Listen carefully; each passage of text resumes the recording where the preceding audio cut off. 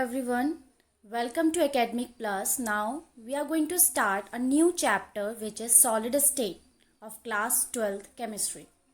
Okay, so this is the first part in which we are going to discuss about the general properties of solid states and about crystalline and amorphous solids. So let's start. First discuss the general characteristics of solid states. Clear. So they have a definite mass, volume and shape. ये हमने 10th class में भी पढ़ा होगा आपने कि जो solids होते हैं उनकी मास, वॉल्यूम, शेप डेफिनाइट होती है, मतलब वो चेंज नहीं होती है. अगर आपने एक आइस क्यूब ली है और अगर आप उसको ग्लास में रखो या फिर प्लेट में रखो, वो अपनी शेप को चेंज नहीं करता. उसका वॉल्यूम भी उतना ही रहता है, उसकी शेप भी डेफिनाइट रहती है. ठीक है. बट जैसे कि आप लिक्विड या गैस देखते हो तो लिक्विड जो है फ्लो करने लग जाता है. वॉल्यूम तो लिक्विड का सेम रहता है बट चेंज क्या आता है उसमें, वो शेप उसी कंटेनर की एक्वायर कर लेता है. And if you talk about gases, तो gases will change their volume as well as shape. Now the second point is intermolecular distance are short, like these are the particles of solid. इनके बीच में जो distance रहता है बहुत कम रहता है, मीन्स ये बहुत क्लोजली अटैच होते हैं एक दूसरे के साथ. जो पार्टिकल्स हैं, कॉन्स्टेंट पार्टिकल्स, वो बहुत क्लोज डिस्टेंस में रहते हैं, मतलब इनमें कोई डिस्टेंस नहीं होता इनके बीच में. इंटरमोलिकुलर फोर्सेज आर स्ट्रॉन्ग, इनके बीच में जो फोर्स होता है बहुत ज़्यादा स्ट्रॉन्ग होता है. Their constant particles, atom, molecules और ions have fixed position and can only oscillate about their mean position. इनकी जो पोजीशन होती है फिक्स्ड होती है. अगर ये मॉलिक्यूल इस साइड है तो ये यहीं रहेगा, ये अपनी पोजीशन चेंज नहीं करेगा. क्लियर. और अपनी ही पोजीशन में ये ऑसिलेट होते हैं. They are incompressible and rigid. Incompressible क्यों है? अब कोई चीज़ कंप्रेस तब होगी ना जब उनके बीच में स्पेस होगा. लाइक गैसेस के अगर हम पार्टिकल्स देखें तो हम इनको कंप्रेस कर सकते हैं क्योंकि इनके बीच में स्पेस है, कंप्रेस करके एक दूसरे के क्लोज आ जाएंगे. बट अगर हम वहीं सॉलिड की बात करते हैं तो सॉलिड के पार्टिकल्स के बीच में बिल्कुल भी स्पेस नहीं होता है. सो दे आर इनकम्प्रेसिबल एंड ये रिजिड होते हैं, हार्ड होते हैं. क्लियर. सो अब हम इनके बारे में पढ़ेंगे. इस पूरे चैप्टर में सॉलिड स्टेट मीन्स सॉलिड के बारे में पढ़ेंगे. क्लियर. तो अभी तक तो हमने ये पढ़ा है कि मैटर की 3 स्टेजेस होती हैं, सॉलिड, लिक्विड एंड गैस. अब हम पढ़ेंगे कि सॉलिड में भी 2 तरह के सॉलिड होते हैं. First is amorphous and the second one is crystalline solid. This is new for you all, so let's talk about this in detail. Clear. So as you see the figure, the first one is of crystalline and the second one is of amorphous. Okay, so as you see in crystalline the particles are arranged regularly. इनकी जो patterns हैं particles की वो एक regular arrangement में है. ठीक है, ऑर्डर्ड है.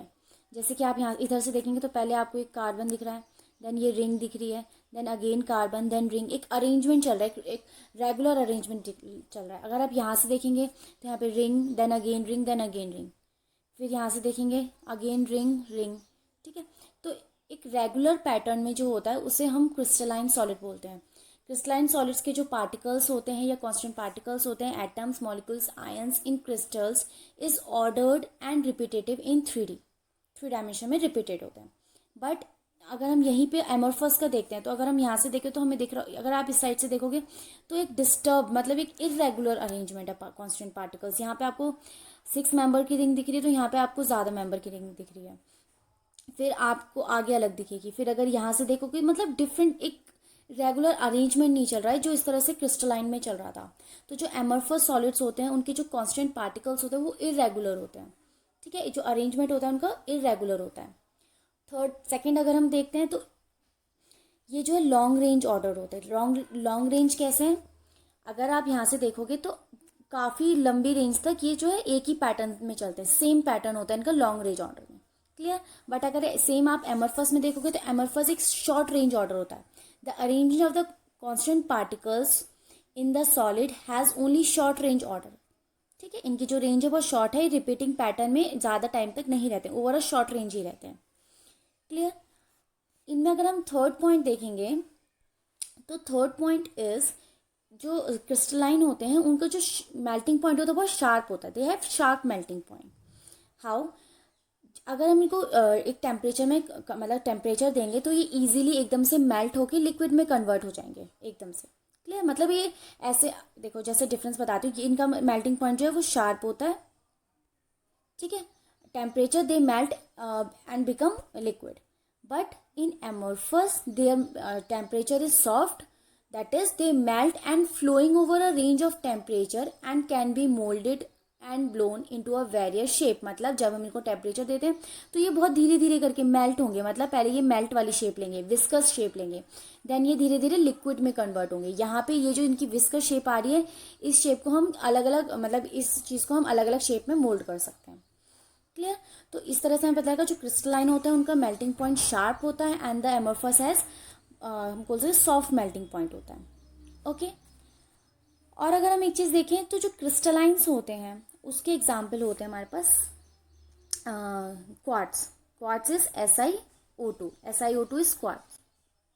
ठीक है, this is most abundant material in the earth, quartz. Clear? और अगर हम यहीं पे एमोर्फस के एग्जाम्पल देखते हैं तो एमोर्फस लाइक हमारे ग्लास हो गए,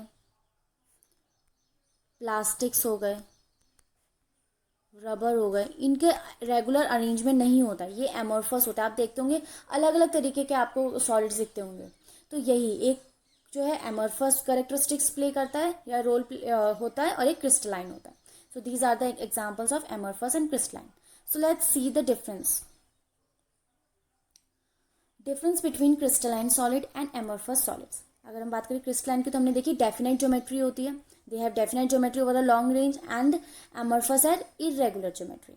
Second point is melt at a sharp and characteristic temperature. Sharp मतलब एक पॉइंट, जैसे एक पॉइंट आएगा वो एकदम से मेल्ट हो जाएगा, एक पॉइंट होगा उसका, वो ऐसे नहीं होगा पहले विस्कस में चेंज होगा, पहले वो थोड़ा मोटा मतलब ज़्यादा विस्कस होगा, थिक होगा, देन धीरे धीरे करके वो थिन होना शुरू करेगा। ये होता है एमोर्फस, जो ग्रेजुअली सॉफ्टन होता है at a range of temperature. They have definite characteristics of enthalpy of fusion. They do not have definite correct enthalpy of fusion. अब हम ये चीज़ हमारी नहीं है, ये क्या होता है, the heat energy which a solid absorb to convert into liquid. Solid liquid में कन्वर्ट होने के लिए जो हीट एब्जॉर्ब करता है उसको हम एंथैल्पी ऑफ फ्यूजन बोलते हैं। तो क्रिस्टलाइन की जब ज्योमेट्री रेगुलर होती है तो इनकी जो एंथैल्पी होती है वो भी डेफिनाइट होती है, बट जो एमोर्फस होते हैं उनकी ज्योमेट्री ही इरेगुलर है, तो उनकी जो एंथैल्पी ऑफ फ्यूजन होगी, mean solid to liquid convert होने की जो एब्जॉर्ब करेंगे वो हीट वो डेफिनाइट नहीं होगी। Clear? Now the next is anisotropic in nature and amorphous is isotropic in nature. अब पहले हमें ये पता होना चाहिए एनिसोट्रॉपिक क्या होता है और आइसोट्रॉपिक क्या होता है, तो पहले हम एनिसोट्रॉपिक आइसोट्रॉपिक के बारे में पढ़ते हैं। ठीक है, सो एनिसोट्रॉपिक एक प्रॉपर्टी है। ठीक है, इसमें क्या होता है कि जो फिजिकल प्रॉपर्टीज़ होंगी, जैसे कि एनिसोट्रॉपिक क्या है, क्रिस्टलाइन सॉलिड है, तो क्रिस्टलाइन सॉलिड की जो फिजिकल प्रॉपर्टीज़ होगी, जैसे इलेक्ट्रिकल रेजिस्टेंस, रिफ्रैक्टिव इंडेक्स, ये जो है डिफरेंट होगी, डिफरेंट वैल्यूज है, डिफरेंट डायरेक्शन में ये डिफरेंट होगी। कैसे? अगर हम जाते हैं क्रिस्टलाइन के ग्राफ में तो यहाँ पे क्या है, यहाँ पे अगर हम इस साइड से देखेंगे तो जो अरेंजमेंट है वो रिंग का है, अगर हम इस साइड से देखेंगे तो जो अरेंजमेंट है वो एक कार्बन हो गया, देन रिंग हो गई, देन कार्बन हो गया, देन रिंग हो गई। दोनों डायरेक्शन में जो अरेंजमेंट है वो डिफरेंट है, और जब अरेंजमेंट डिफरेंट है तो अगर मान लो अगर इसकी जो फिजिकल प्रॉपर्टीज़ है, जैसे कि मैंने ले ली हार्डनेस या फिर ले ली इलास्टिसिटी, अगर हम यहाँ से इसको प्रेस करेंगे तो यहाँ से प्रेस करने के लिए हमारे पास अलग अलग पार्टिकल्स आ रहे हैं। जैसे इसको हम अलग से दिखाते हैं, जैसे हमने इसे मान लिया ए, इसे मान लिया B, then again A, then B. ठीक है, तो अरेंजमेंट जो है ऐसा है, A B and A. Clear? But अगर हम सेकेंड डायरेक्शन से देखते हैं, हमने इस वाली डायरेक्शन देखी तो हमें दिख रहा है बी बी बी, तो हमें यहाँ पे सारे बी अरेंजमेंट दिख रहे हैं। सो इस साइड से प्रेशर मारेंगे तो पार्टिकल्स अलग हैं, और इस साइड से प्रेशर मारेंगे तो पार्टिकल्स अलग हैं। मीन्स इनकी जो कंप्रेशन होने की प्रॉपर्टी है वो भी डिफरेंट होगी। जब पार्टिकल्स अलग है तो ये प्रॉपर्टी भी डिफरेंट शो कर रहे होंगे। तो जो properties while changing the direction change हो जाती है, उन प्रॉपर्टीज़ को एनिसोट्रॉपिक प्रॉपर्टीज़ बोला जाता है। तो इसलिए हमारे क्रिस्टलाइन एनिसोट्रॉपिक होते हैं, क्योंकि वो डिफरेंट डायरेक्शन में उनका डिफरेंट अरेंजमेंट होता है। यहीं आप इस तरह से देखें, अगर आप इस साइड से देखेंगे तो अरेंजमेंट कुछ और दिखेगा। सो एट ऑल डायरेक्शन, किसी भी डायरेक्शन से आप देखेंगे आपको अरेंजमेंट डिफरेंट दिखेगा, बट रेगुलर होगा, रेगुलर अरेंजमेंट होगा, बट डिफरेंट अरेंजमेंट होगा, due to which their physical properties also changes. That's why they are called as anisotropic in nature. Clear? अब हम बात करते हैं दूसरे वाले की, एमोर्फस की। तो एमोर्फस क्या है? Amorphous is isotropic in nature. Isotropic वो होते हैं जिनकी फिजिकल प्रॉपर्टी सेम होती है इन ऑल डायरेक्शंस। ठीक है, जैसे कि हमने देखा एमोर्फस जो है उनकी जो ज्योमेट्री होती है वो इरेगुलर होती है। तो इरेगुलर होती है हर डायरेक्शन, मतलब अगर हम डायरेक्शन भी चेंज करेंगे तो इतना ज़्यादा चेंज नहीं आएगा। क्लियर। अरेंजमेंट में अगर हम जैसे कि अब हम देखते हैं यहाँ पे, यहाँ से देखेंगे या यहाँ से देखेंगे, अरेंजमेंट तो दोनों में ही डिफरेंट है। इरेगुलर अरेंजमेंट, और जब इरेगुलर अरेंजमेंट है तो इनकी किसी भी डायरेक्शन देखो प्रॉपर्टी सेम ही आती है। सो आइसोट्रॉपिक इन नेचर होते हैं अमरफस। ये वो प्रॉपर्टीज हैं in which mechanical strength, refractive index, electrical conductivity और we can say elasticity, conductivity, ये सब सेम होते हैं इन ऑल डायरेक्शंस। क्लियर। तो ये डिफरेंस होता है एनिसोट्रॉपिक एंड आइसोट्रॉपिक में। Now the last point is long range order of constant particles and there is short range order of constant particles. Same ये वही है जो हमने डिफरेंस स्टार्टिंग में पढ़ा था कि यहाँ पे यहाँ से अगर हम देखें तो हमें लॉन्ग रेंज तक, हमें ए बी ये ज्योमेट्री में लॉन्ग रेंज तक दिखेगी। ठीक है, मतलब कि काफ़ी लंबी तक ये रेगुलर ही रहेंगे, बट इसमें देखेंगे तो ये रेगुलर नहीं रहती। शॉर्ट रेंज तक रेगुलर हो सकती हैं बट लॉन्ग रेंज तक नहीं होगी। सो ये these are the difference between amorphous and crystalline. And the example of amorphous, again मैं आपको बता देती हूँ क्रिस्टलाइन और एमोर्फस के एग्जाम्पल। जो क्रिस्टलाइन होते हैं जैसे कि क्वार्ट्ज, क्लियर, और एमोर्फस का एग्जाम्पल होगा ग्लास,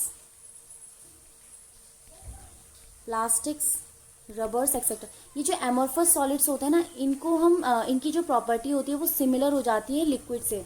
ये एमोर्फस जो सॉलिड्स होते हैं वो जनरली लिक्विड को सॉलिडिफाई करके एंड देन कूलिंग करके बनते हैं। ठीक है, अगर हमने क्या लिया है, हमने क्रिस्टल्स लिए हैं, ये क्रिस्टल्स बनते हैं जब हम लिक्विड को सॉलिडिफाई करेंगे on cooling, so they form amorphous solids. Clear. और ये डिफरेंट शेप्स हमारी ले सकते हैं। क्लियर। और अगर हम देखें तो हमारे पास एक और टर्म आती है which is pseudo solids and super cooled liquids. ठीक है, ये लिक्विड्स की तरह ही होते हैं एमोर्फस सॉलिड्स, जिनकी टेंडेंसी होती है to flow through a very slowly. ये जो एमोर्फस होते हैं ये इनकी टेंडेंसी होती है कि ये फ्लो करते हैं, बट काफ़ी ईयर्स लगा देते हैं फ्लो करने में, बट करते हैं, बहुत स्लो फ्लो करते हैं बट करते हैं। इसलिए इन सॉलिड्स को हम स्यूडो सॉलिड्स या सुपर कूल्ड लिक्विड्स भी बोलते हैं। क्लियर। दे फ्लो, चाहे टाइम लेते हैं, वेरी स्लोली फ्लो करते हैं बट फ्लो करते हैं। Clear. So this is all about crystalline and amorphous. Thank you so much.